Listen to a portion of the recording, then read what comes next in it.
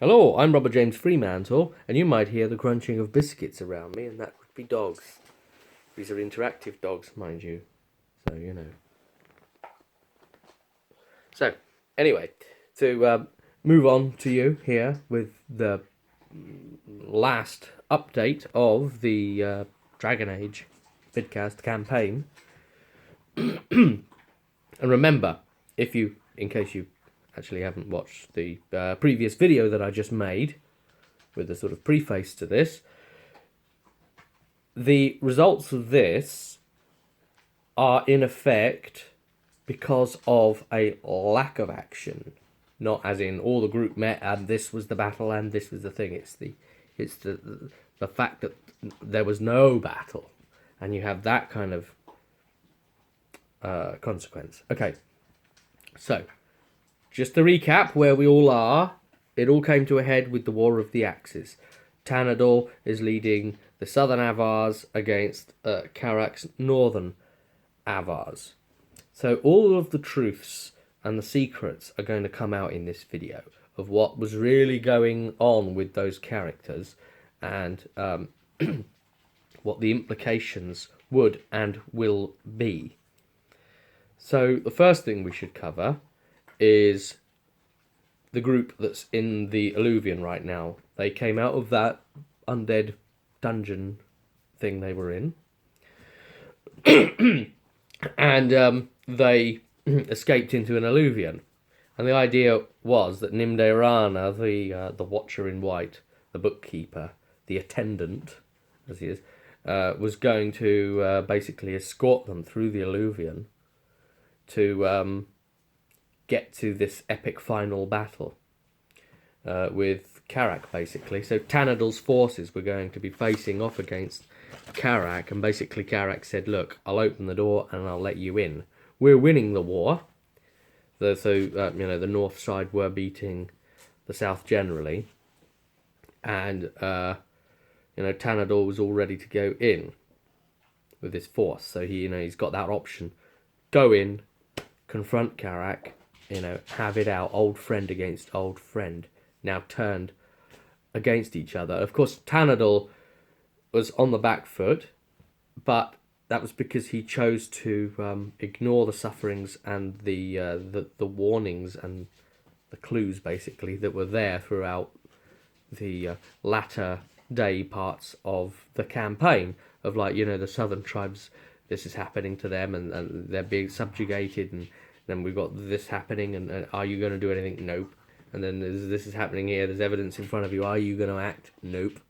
So it allowed the North to, take all these elements of power that basically had to be justified when the war broke out, or else, if we start the two commanders equal, what kind of idiot does that make me as the GM? It has to be, you have to basically use what has happened and try and stat that up, as it were, into like a long-term war between these two Avar civil war factions. But yeah, it's all coming to a head, all going to happen, and the group coming through the Alluvion was supposed to be the relief to that, and then coming out the other side, Karak's stepson would have joined in on his side, and the rest of the group would have decided amongst themselves who they're going to side with. But it would have brought balance, basically, coming through with a final battle about to happen.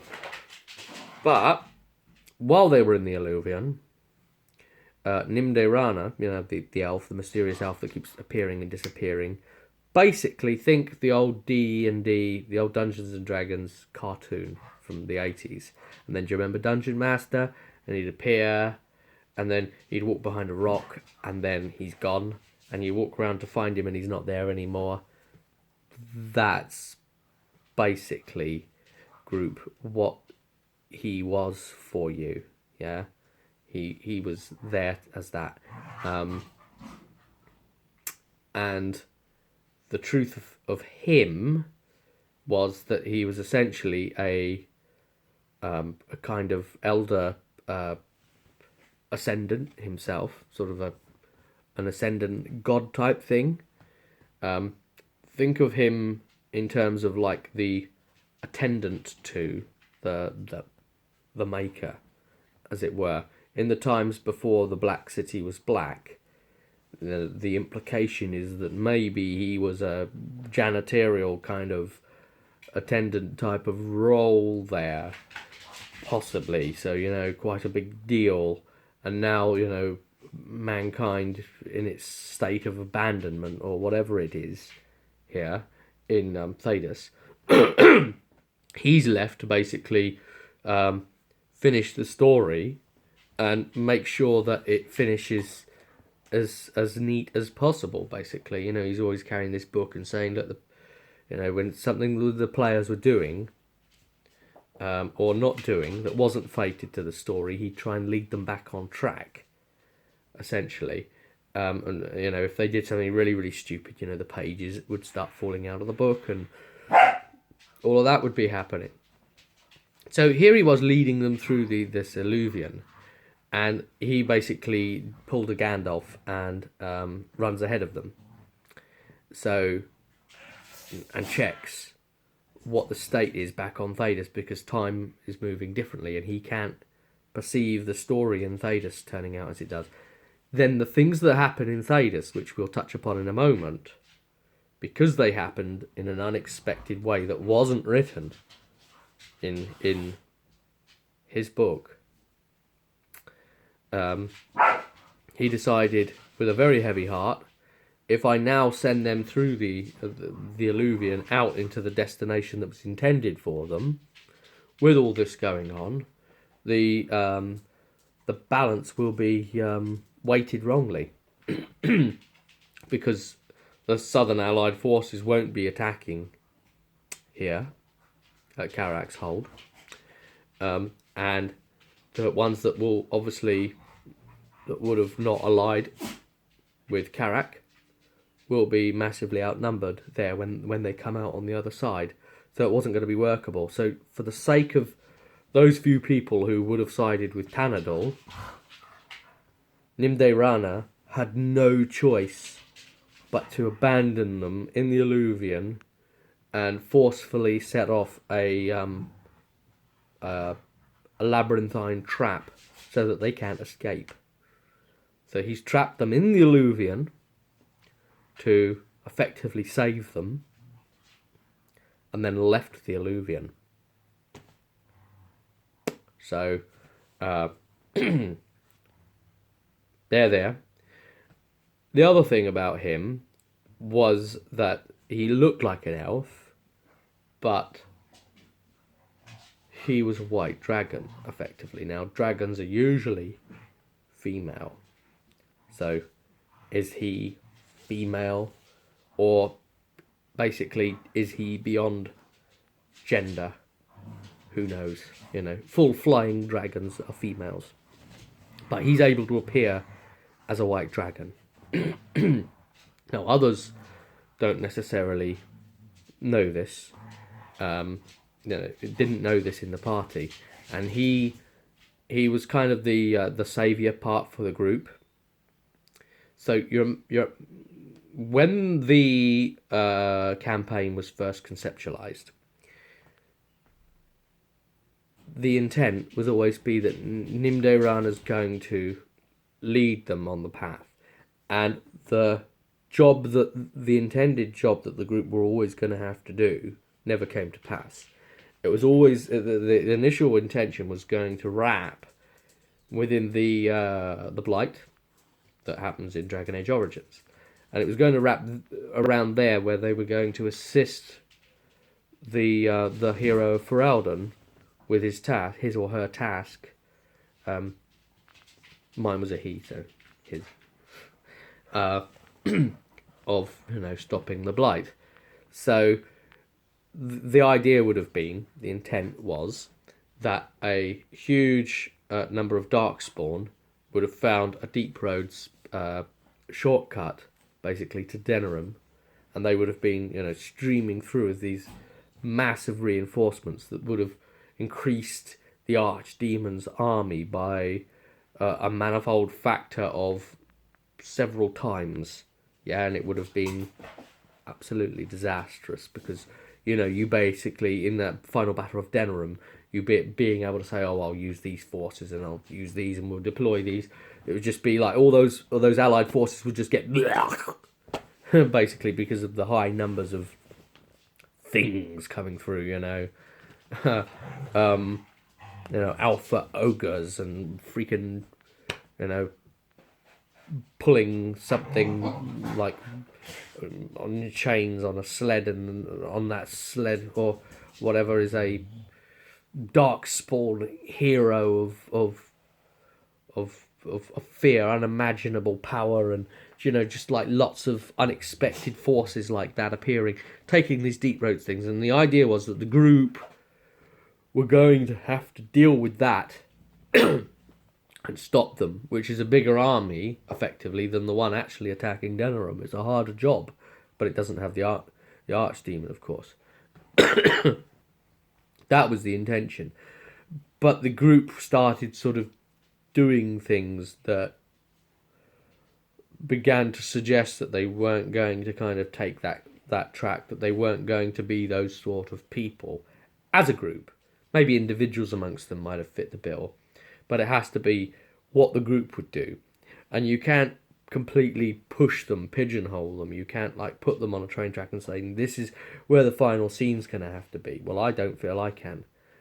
So it didn't seem that they were going that way. They were more selfish and like acting on impulse and getting themselves corrupted by things as well. And there was so much corruption that occurred to them that Nimde Rana really didn't have much choice. He couldn't use them for that purpose. That task would have to fall to somebody else out there. Maybe one of your parties it would have to fall to. Maybe Nimde Rana would appear in his elven form and say, I might have a task for you. It's only a little thing. Well, it's a fairly big thing, but we do it in tiny little steps and it doesn't feel so big. And so, there your adventure may begin. Who knows? But for these guys, it wasn't. And that's fine, I'll let them tell their own story, and that's effectively what they did. So I think from that point of view, the campaign was a success. I know I'm kind of meandering here all about it, but it's fairly important to kind of like to show you what the intent was going to be for the campaign and then where it ends up. Of course, it was so very long that if I'd have wrapped it all the way back there, we could have maybe brought it to that place. But then the character development to the extent wouldn't have happened, you see, had we wrapped it, had we not played it for as many years as we did. We really brought them along. I mean, Amelia is in the pockets, completely owned by Lady Boranti, and Karak, screwed as he is. Tanador is basically broken in his spirits and just ready to kill himself or everyone around him potentially, but still seems to go on another day, and that could be dangerous for everyone, and that sort of thing. Yeah, Karak is basically taken, possessed, as you'll see, sort of thing in a minute. So so the other thing was also when they went to Freeport, you might remember, they got to that that summoning ritual room of God of Madness, Hasta, and what they did there was there was instructions for do this, do that for the summoning thing, and they just went ahead and did the instructions and summoned the great big multi-tentacled thing in the pit, and there was a sort of moment of binding from it where it imparted some of itself on those present. And of course that's Karak and Tanador. Don't think it was Amelia. I think it might have been Gabe there for Laurie at the time.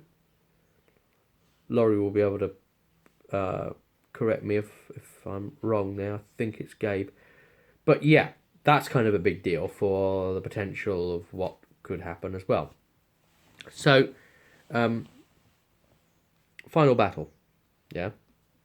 Tanadal was going to have allies in Amelia, and Amelia managed to find a bunch of Orlesian Grey Wardens that had been turned away. Because we're in the Blight, we're mid-Blight.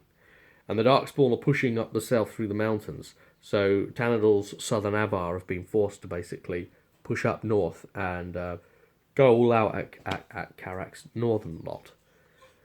But, and of course, you know, the Wardens have moved up with them, and they're like, look, we can't get into Denerim, so we'll try and stop them in the mountains instead, where the Blight is, you know, we're still Wardens, you know, there's a Blight, we'll deal with it here instead, we'll stand beside you and face them. But Amelia managed to negotiate this thing because Karak was kind of in league with all forces around him, and was kind of using the Darkspawn to his own advantage as well. And it was decided, look, the southern forces, if we're going to get in and help them, we need contact with them. And right now, they're being pushed out of where they live by both Redhold and bloody Darkspawn. So, you know, you're both working against the people we're trying to save here. So they agreed to help Amelia work against Redhold, but only in one mission, only as one attack, not as like a force they can use in the army because of their impartiality, usually. It was going to be, we'll accompany you, basically, to get you into the final hall, and then you sort it out amongst yourselves. We'll get you there, we'll help get you there. So Amelia was going to be on board, so it's going to be Tanadal and Amelia, and all the other people that were involved in that on the Southern Allied forces, all the characters and PCs who've come back and are ready to come in, and Laurie's alts, you can make a whole party of those bloody things, you know. They sound like they're fighting over a rag. Oi! Oi! Can't you see I'm trying to do a vidcast? Oi! Oi! No! And that there is authentic Ferelden action, okay? Because, yeah, that's... okay. So, anyway, Master of Hounds. So, anyhow, Gizmo! Look.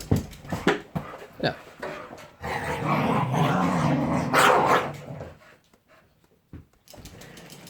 Their problem is that they haven't sorted out a pecking order. That's their issue. Yeah. Okay. You need a bloody good run in the forest today, I think, to get that out of you. Right. Back to it, then. So, the forces, the lines were going to be drawn, basically. Now, it gets a bit complicated, so I've actually wrote it down as notes as well. Here's what was really going on with Karak. All that time ago, think back, right back. Do you remember when Ban Trumhall was accused of, you know, doing the crimes against the villages, and he had Blacktail the dog with him, and then the group ended up adopting Blacktail. So Blacktail is a shape-shifting mage. That's the truth of it. And he has desires for power. And he was leaving the area. He was, you know, after the thing, it was never discovered, though, that it was Blacktail that was the cause of it. He's got a special sort of collar on that he wears. And that collar transfers ownership of master and subjugated, and crosses that over, basically, so that he can become the dog of someone powerful, essentially, and control them. And just as, Blacktail was trying to leave the scene, Karak decides to pull a munchkin and say, "Extra powers for me, I tunk. Ha! I like having Tedog as use as extra powers." So he wanted that one and called it over and decided to take it. It was trying to leave. And I never saw it happening, and I thought, oh God, you've taken Blacktail as a pet. This can only mean one thing. And I had to start to slowly give the player hints and notes as you're kind of being taken over now. Don't share that with the group.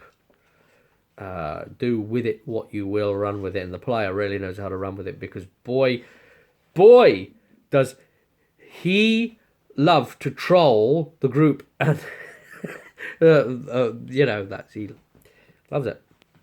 So that gave him that opportunity to become more and more evil.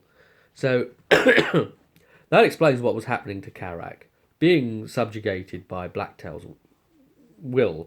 And Blacktail managed to push this whole thing of right all the way up to, I've taken over Redhold, and now Redhold's taken over a bunch of other tribes, and we've taken half the mountains. Oh my God.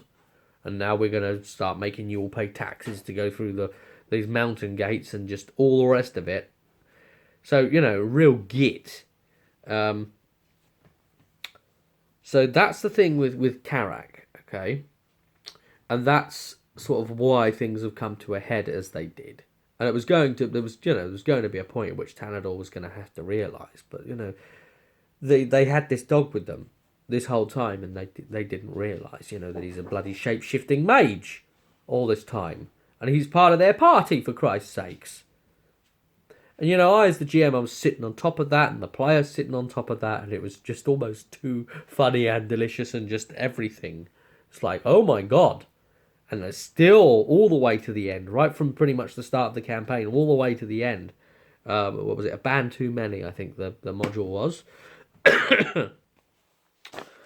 So, the final battle would have actually been, Squire beside Karak. And Squire's the weird, dark sort of assassin person who seems to be unkillable. That's great, right? Who seems to be wearing a crown under his hood thing, yeah? And now, the fact that he's wearing a crown, if you go right back to like the beginnings of Squire being mentioned, it was there was that like metallic thing shown there and the indications of that. And then later on, when we did the Diablo cross-up, and they went against the Skeleton King, you might remember that they came up to the crown and Karak decided to put it on. And having put it on, it wouldn't come back off again. So that was interesting. So, just bear that little fact in mind as we move forward on this. So it would have been Karak and Squire who Karak now controls, effectively Blacktail controls, but the players making the decisions of how to be evil. And then if Blacktail wants to override something, it would be notes to the player basically on the post-its or via text or something saying this is kind of the direction you'd actually probably push it. But other than that, the player has free reign to be malicious. And, malicious he was. Like getting Squire to kill Tanador's pets and things like that, that sort of behaviour. To try and push Tanador to a breaking point so that he could bring him under heel. And after stealing the contract of Squire for himself and keeping that secret, he was able to secretly control him, because there was a contract for the person, the mage that had Squire before, the sorcerer, And it went missing, and no one questioned that. Carrack's in the room, and he's the one that likes to filch everything. And it's like, oh, the contract's gone. Oh, no one's going to question anything more of it. Okay, right. Carrack's actually got, oh, Squire's doing stuff now. Oh, I wonder who's doing that. No one ever figured shit out. So, Carrack can do everything with impunity. And I'll let him, because, all players must think for themselves. So we're not going to give them a lazy time and, tell them what's going on or give them too many clues. So, yeah, it would have been Carrack and Squire alongside each other and Blacktail. So, as the final battle goes, this threat in the mountains, if you guys want to use it, we've basically got a level 20 mage who loves to do walking bomb and mind blast tactics, and basically use control abilities to push and pull groups together, and then do them the most damage in one place. So use a gravity well with a walking bomb and mind blasting people into position, and just a horrible fucker. Tactically brilliant, and able to heal as well with it. Quite powerfully, because also being a spirit healer, which is pretty lol. So there's that, and then you've got Squire, who's basically just again a high level, probably level 20 rogue, using a magical sword of extra armor penetration due to its magical flame thing, if you want to use him. And then you've got obviously Blacktail, who you just level up appropriately from a band too many, and you put him at +4 or 5 of Carrack. So you'd actually make him level 24 or 25. I know there's no means to actually do that. You could figure it out. And whatever. But he's effectively also naked. But so you'd have him in dog form first in the battle. And then the idea would be, what would have happened had Tanador gone for it, and he didn't. Oi! And he didn't. Was that, Blacktail would have jumped in the way, tried to stop Carrack getting killed, probably got blasted and then forced to turn into his human mage self. Kind of a little bit sort of cutscene style thing there. And then healed up a bit, and then basically fought as a crazy powerful mage alongside Carrack and Squire. And of course you can chop Squire up, you can do all sorts to him, but he'll crawl or be pulled into a portal and come back together again.